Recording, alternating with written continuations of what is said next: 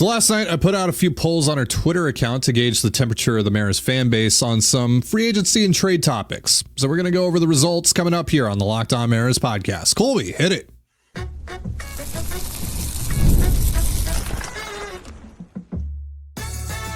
You are Locked On Mariners, your daily Seattle Mariners podcast. Part of the Locked On Podcast Network, your team every day. Ahoy, sailors. It is Thursday, November 14th, 2024. This is Titan Gonzalez and Colby Patnode for the Locked On Mariners podcast, part of the Locked On Podcast Network, your team every day. So I wanted to try something new last night. I put out a few pretty general polls on our Twitter account, just covering some free agency and trade topics. So we're going to go over the results of those here in a few. And we also have some pretty bittersweet news to quickly talk about as well. But before we do that, shout out to our title sponsor today, FanDuel. New customers can place a $5 bet and you'll get started with $150 in bonus bets if you win your first $5 bet. Visit FanDuel.com to get started. And if you want to hear from me and Colby even more and help support the show, check out our Patreon. All you have to do is click the link in the description of this episode. So some news came out about 15 to 20 minutes before we hit record on this thing. And again, it's pretty bittersweet, a little bit expected. There were some rumors about this going around a few months ago, and it seems like it's finally come to a head. So as being reported by John Heyman, Mariners longtime play-by-play announcer Dave Sims is heading to New York to join the Yankees broadcast team, specifically on the radio side of things, replacing John Sterling as their radio play-by-play guy on WFAN. So obviously Simsy was a pretty polarizing figure for Mariners fans, but he's been here for a very long time, has called some of the biggest moments of Mariners history. And Colby, you and I, we have unapologetically been big Dave Sims guys on this show, and big Dave Sims supporters, defenders, etc., whatever you want to call us, right? So yeah, I'm sad. I'm going to be sad over the course of the season not hearing Simsy, on the occasional broadcast. I mean, it's going to be great having even more Aaron Goldsmith. I assume that's what this means. And also, hey, maybe it means we'll finally get Gary Hill on the TV side of things as well from time to time. But yeah, for now, just want to focus on Sims and, give my thanks. I don't know if he's going to watch this or hear about this or what have you, but I thank Dave Sims for his service over the last, God, how long has it been? 17 years since he made his way over, and eventually fully took over for Dave Niehaus after Dave's unfortunate passing. It's been a hell of a ride, and so yeah, how are you feeling hearing this news? Pretty sad. It's one of those things, like, you're happy for Dave because this is a dream opportunity for him and all that. And he's an East Coast guy. He spends his winters over there. Like, he's from the East Coast. He's from, Philadelphia. So like, it's a bit of a homecoming for him. So on that end, you're really happy for the guy. Selfishly, I'm going to miss him because for all of his, idiosyncrasies with the this ball's got a chance and it's caught 50 feet short of the warning track, and how he'd sometimes, tongue tie himself trying to come up with like a clever, phrase or call or what have you. And all of that. We all know stuff. the do some delivery from the truck to the airport right, line. Right. Yeah. And like his incessant love of the bunt, which nuts and all that, thinking JP is a great base or base stealer when he's not at all. Like all those. He finally admitted that he's not, though. He did. Yeah. But despite all that, like it or not, Dave is behind the mic for some of the Mariners franchise's most iconic like moments ever. And he delivers in those moments. He's got a big fastball and yeah, it sometimes it's not as smooth as people want. And I think a lot of that is comparing him to Niehaus, who was just a literal Hall of Famer at calling baseball games. And Sims, it was more of a personal touch. It was more of a kind of a just, average person calling the game, so to speak. And yeah, there were mistakes and yeah, there were, funny moments as a result, but man, when you needed a call, when the moment called for a call, Dave would usually hit a home run. So yeah, he's got an 80 grade fastball. Yeah, he definitely does. And so, you think of Felix's perfect game, You think of, the walk or the drought ender, right? You think of the Haniger walk off, and so many other moments that just, encapsulate. I mean, he was case closed, the DA, and he came up with all those fun little sayings for the closer and all that stuff, closing time, the bartender and all that stuff. So it was fun. It was fun listening to a Dave game because you never knew what you were going to get. And sometimes, it'd be a little bit, annoying, but it was always fun. And when the moment called for it and when he needed to be at his best, he always was. So, I thank Dave for his years with the Mariners, and I wish him luck with the Yankees. And I hope when New York comes to town, we get a chance to thank Dave up in the broadcast booth, because again, whether you like him or you don't like him, whatever, we know that there's a pretty big split here. He's a good dude. He's a good dude who genuinely loves calling baseball games, and that always came out when he was broadcasting. So, kudos to him, and I wish him a lot of luck in New York, and I'm going to miss him. Absolutely. So thank you to Dave Sims, and congratulations to Dave Sims. And hey now. All right, let's get into. That's right. Let's get into off-season polls here in just a moment. But first, a reminder: this episode of the Locked On Mariners podcast is brought to you by FanDuel. Get ready to tackle the NFL action with FanDuel, America's #1 sportsbook, because right now new customers can bet $5 and get $150 back in bonus bets if you win. The FanDuel Sportsbook app gives you everything you need to place live bets on the NFL all in one place. So when you get a hunch in the middle of the game, you can check out the latest stats, view live play-by-play, and so much more on the same page where you place your bets. Just visit FanDuel.com to join today. You'll get started with $150 in bonus bets if you win your first $5 bet. That's FanDuel.com. Never waste a hunch and make every moment more with FanDuel, an official sportsbook partner of the NFL. And you're listening to the Locked On Mariners podcast. So once again, put out a few polls last night on Twitter. I wanted to try something new to get you guys even more involved with the show. So I wanted to try something out, and I asked some pretty basic questions about the offseason, about free agency and trades. Whatever. Shut up. So didn't even have the best options to pick from, but whatever. Okay. Well, I put in some trick options because I wanted to test people. I wanted to test the fan base. Wow. I wanted to test the fan base here a little bit, specifically with the free agent one. No, specifically with the free agent one. That was very much on purpose. It was very much on purpose. Yeah. Well, what would you have done differently there, Mr. Patnode? No, just get to it. All right. Be sure to. Oh, you'll be sure to let me know. Options. I'm sure you will. All right. So. The first question that I asked you guys, if the Mariners land Roki Sasaki, what would you prefer they do with the rest of their rotation? Trade Luis Castillo, trade Logan Gilbert or George Kirby, trade Bryce Miller or Brian Wu, or just go with a 6-man rotation. So trading Luis Castillo ran away with this poll. 63% of the 416 voters selected that option. Coming in at second place, a very distant second place, 24% of the vote went to the 6-man rotation. And then trade Bryce Miller or Brian Wu and trade Logan Gilbert or George Kirby was basically neck and neck. Miller and Wu came in at 7%. Gilbert or Kirby came in at 6%. So the joke is on all of these people because the actual option is option E. You're not getting Roki Sasaki. So not going to happen. I saw your trick on this one. Nice try, Ty. But I mean, like, given those options, like if you're telling me it's not a 6-man, I would just keep a 6-man rotation. Unless I can get something really, really good for Castillo. And if you're telling me they are going to trade one of those guys, then my first choice would be to trade Luis Castillo, but it's just because he's older and more expensive than the other 5 guys in your rotation. So that's it. It's not because I'm out on Castillo or anything like that. So I'm not surprised that that one won, running away.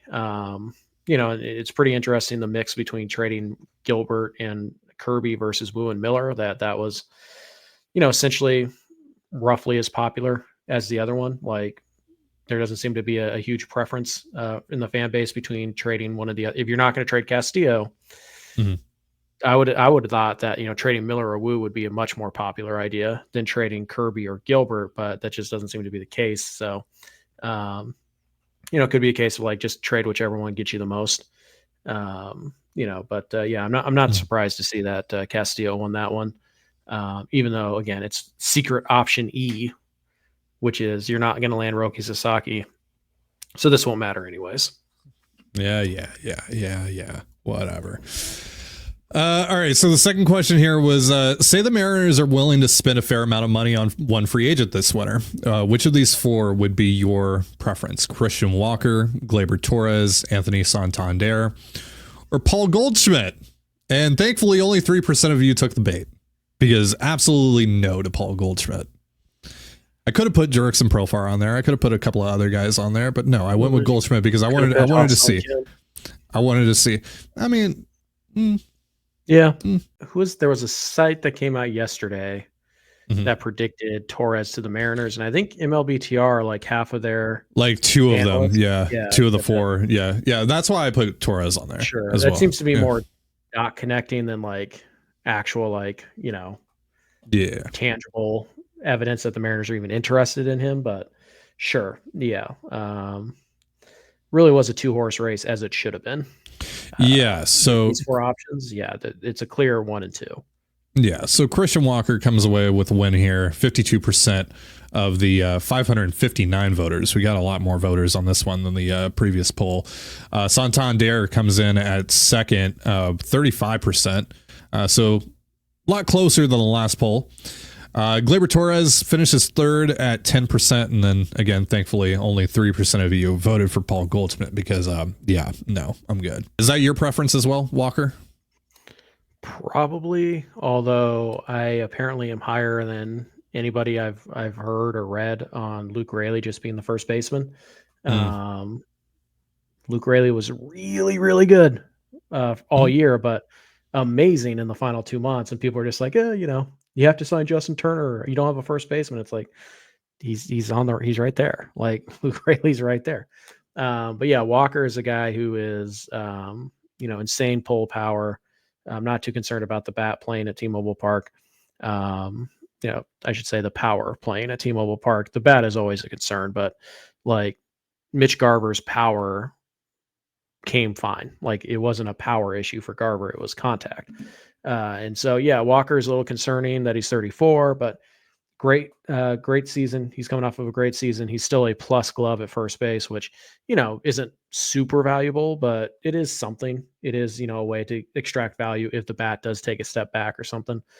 So, I think Walker out of those options would probably be my preference. Santander is right behind him. Like I could go either way on this one. So Santander pretty much would almost exclusively be the DH for you. That's where he would basically play. And then occasionally left field or right field, for Randy. And so like he can still play enough in the outfield that you can rotate guys through the DH, give guys half days off and stuff like that. But Santander is an interesting bat. The fact that he was, a close second in this poll didn't really surprise me. I think I would go with Tony Taters here.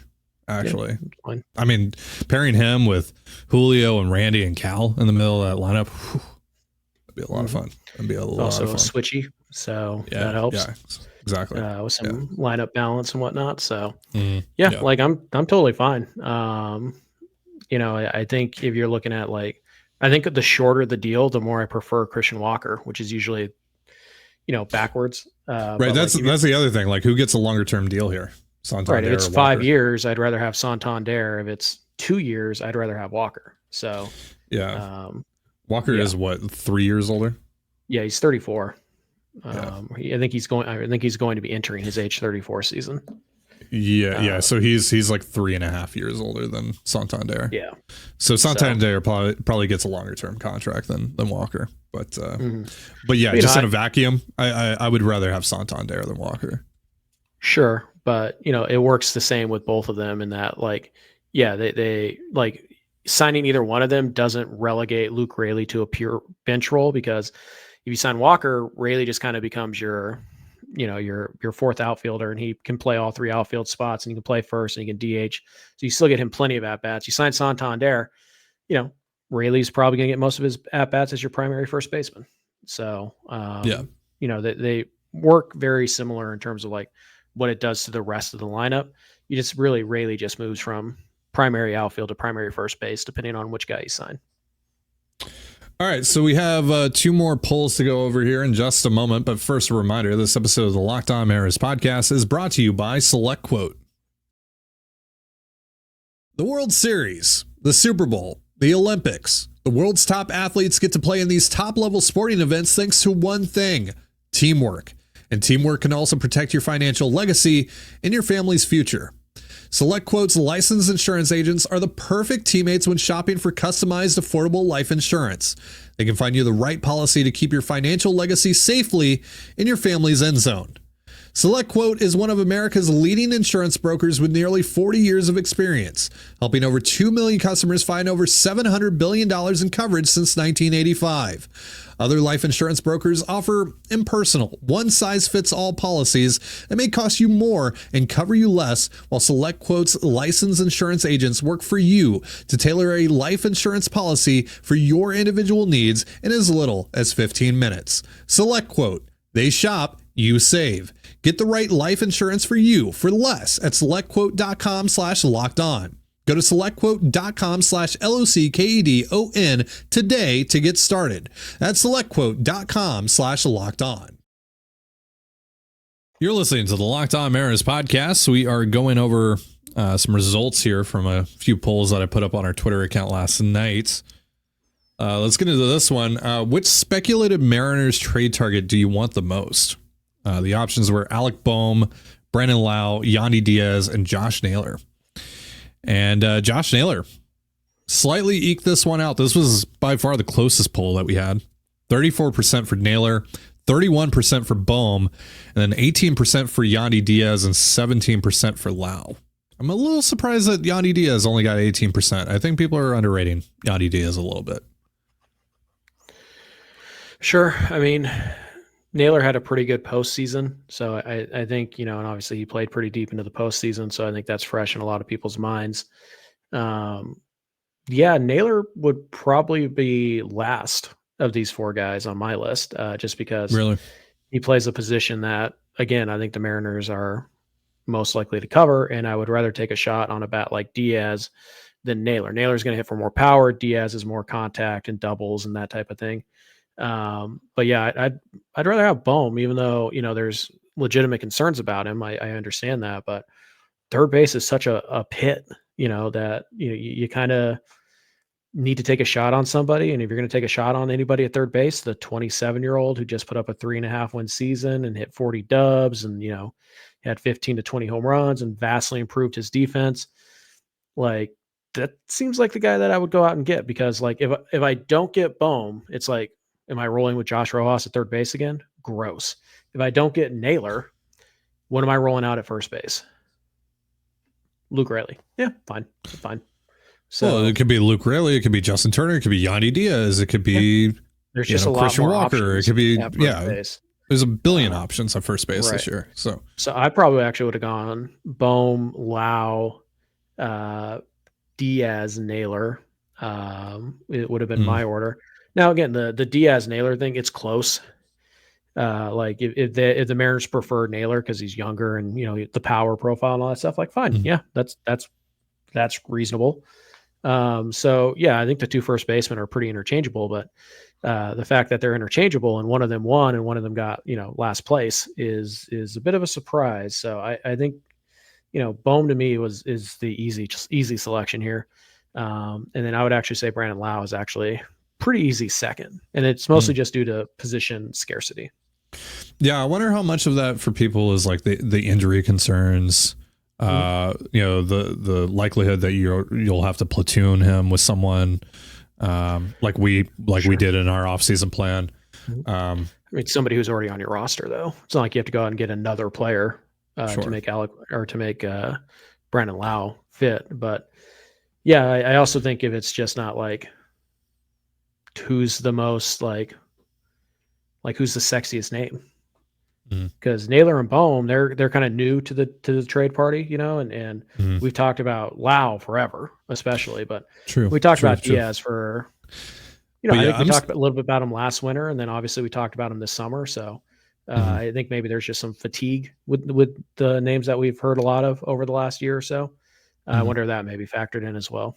But yeah, I'm a little surprised that Bohm didn't come in at number one, because really the results of the next poll, the final poll, which area of need for the Mariners do you believe is most important to fill? And that was third base for people.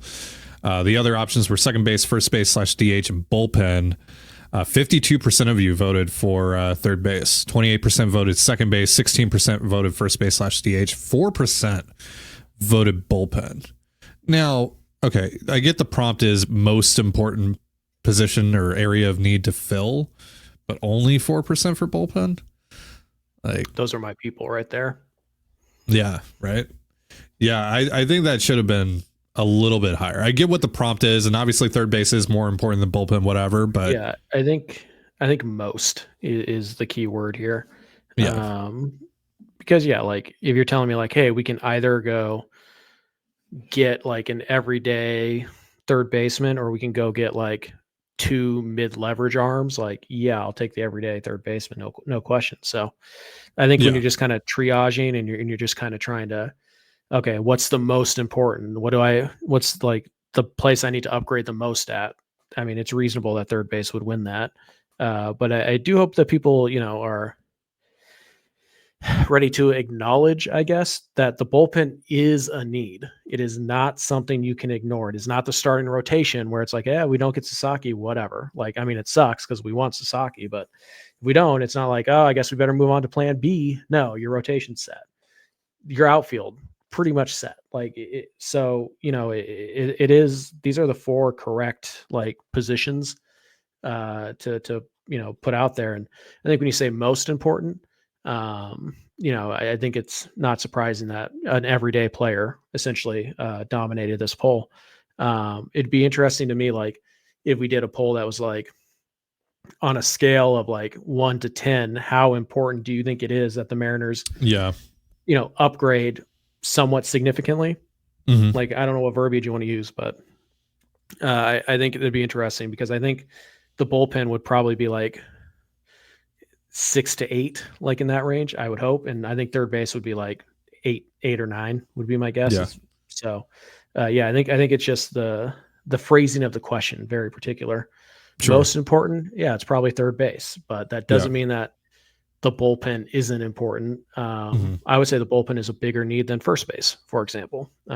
So, I think, if you're asking me what's most important, I would say 2 non-first base infielders.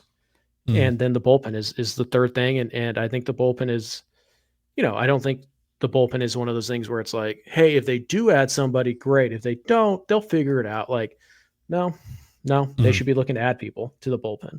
Right. Good people to the bullpen, not flyers. They could do that too, but they should add some floor to the bullpen as well. So I think, again, continue to say it. That's going to be my harping point. Help out the bullpen, focus on the bullpen, spend resources in your bullpen. So that's the drum I will bang all winter. And, that's, and fine. I'm right there with you on that, right? Like if we did what you were saying and we had like a sliding scale or whatever, or, a 1 through 10 scale, I would probably put it at an 8 for the bullpen. Yeah. So I think most people would probably put it at a 5 or a 6 though. That's what I would expect as well. Yeah. Just trying to gauge what I've seen, in our little pocket of the fan base that we get on, social media. But yeah. All right. So Colby has a prompt for you guys as well that we want to hear from you. We want to hear your answers on in the comments below. Maybe we'll feature a couple of them on a future episode as well and go over the responses to that. So Colby, what is it? It's a looking 5 years into the future, right? Option behind door 1, option A, whatever you want to call it. I guarantee you that the Mariners make 1 World Series in the next 5 years. You don't know when it's going to happen, but it will happen in the next 5 years, but they get swept. They will lose the World Series, but they will get to one. but the other 4 years they miss the playoffs, right? That's the next 5 years. Do you want that option, or you can just play out the next 5 years and see what happens? No guarantees, no nothing. They could get last place. They could win the World Series, right? Like there's no guarantees, nothing. Are you taking the one World Series appearance, one playoff appearance, like in hand, or are you just letting this play out and you'll take your chances that the Mariners can do better than that over the next 5 years? I'm letting it play out. Because because I win a pennant, cool, great. But overall, I'm still in the same place that I am now. I'm missing the playoffs more often than not, and I still don't have a chip. Mm-hmm. There are people who will take the guarantee just because, like, oh, we're the Mariners. If we don't take it, then we'll never happen. Blah blah blah blah blah. To those people, I ask, why do you even watch sports? Like, I don't get. Like, you watch sports because you know what's going to happen. Like, I don't really understand the logic behind somebody who would take door A, but if you would take, the first option, let us know why. Why not watch? Like, take your shot. Could the Mariners make it to a World Series in 5 years? Yeah. Could they make it to 2? I mean, yeah, sure, it's possible. Mm-hmm. Could they win one? Yeah. Like, why not? So, take that chance that they could actually go and win, and it's worth more than having one playoff run, right? And going to the World Series and still losing that World Series. So I'd rather take the shot that they could, maybe get there, naturally and maybe have 3 or 4 shots in making the playoffs instead of just the one and knowing that they're going to lose at the end.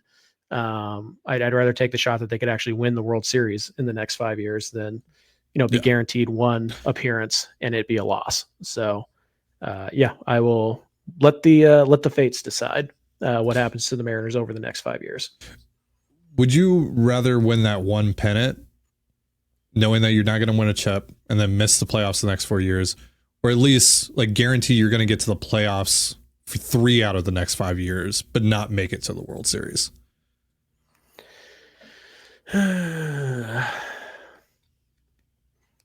I'd probably take going to the World Series over more consistent winning and contending. Well, either way, like you're telling me there's no shot I win the World Series.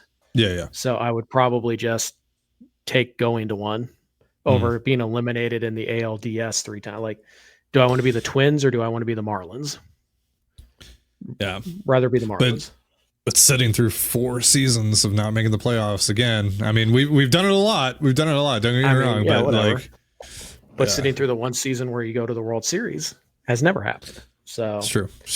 I'll experience that just fine. That's a good point. So right. If the end result is the same, you're guaranteeing they lose the World Series, then I'll take actually going to one over, being eliminated, being the Blue Jays. Like, no thanks. Yeah. I'd rather be the Diamondbacks than the Blue Jays. Well, that's going to do it for our show. Thank you so much for joining us here on the Locked On Mariners podcast. Thank you for voting on the poll if you did. For Colby Patnode, I'm Tiding Gonzalez. Be sure to give us a follow on Twitter at LO_Mariners. You can follow me at Tiding Gonzalez and Colby at CPAT11. That's CPAT11. We're also on Blue Sky. You can follow me at TDG, Colby at MLB Colby, and the show at Locked On Mariners. Have yourself a beautiful baseball day, and we'll see you next time. Peace.